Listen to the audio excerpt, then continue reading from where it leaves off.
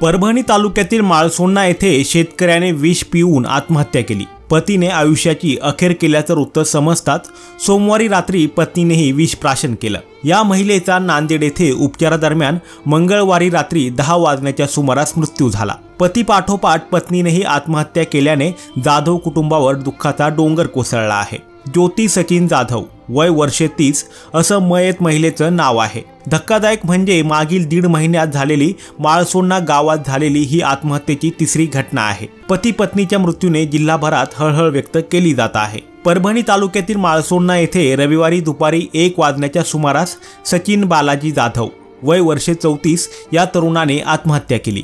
शेतातील सततच्या नापिकीला कंटाळून व बहिणीच्या लग्नासाठी काढलेलं कर्ज फेडण्याच्या विवंचनेतून तणावाखाली येत त्याने टोकाचं पाऊल उचललं। त्याने तणनाशक फवारणीचं विषारी द्रव्य प्राशन केलं होतं। मात्र परभणीतील सरकारी दवाखान्यात उपचार सुरू असताना सोमवारी रात्री 9:30 वाजण्याच्या सुमारास त्याचा मृत्यू झाला। ही बातमी समजताच त्याच्या पत्नीने देखील विष घेतलं। सचिनची पत्नी ज्योती जाधव हिला सुरुवातीला परभणी येथे एका खासगी रुग्णालयात उपचारासाठी नेण्यात आलं होतं। तिची प्रकृती चिंताजनक बनल्यामुळे तिला पुढील उपचारासाठी नांदेड येथे हलवण्यात आलं, परंतु उपचारादरम्यान तिचाही मृत्यू झाला। या घटनेने गाव आणि परिसरामध्ये हळहळ व्यक्त केली जात आहे। सचिन आणि ज्योती यांच्या पश्चात 2 मुली असून एक मुलगी इयत्ता 1ली शिकते तर दुसरी केवळ 2.5 वर्षांची आहे। मयत सचिन बालाजी जाधव यांनी शेतीवर बहिणीच्या लग्नासाठी स्टेट बँक ऑफ इंडिया शाखा दैठणाचे कर्ज काढलं होतं। ते कर्ज कसं फेडायचं असं तो नेहमी वडिलांना म्हणत असे।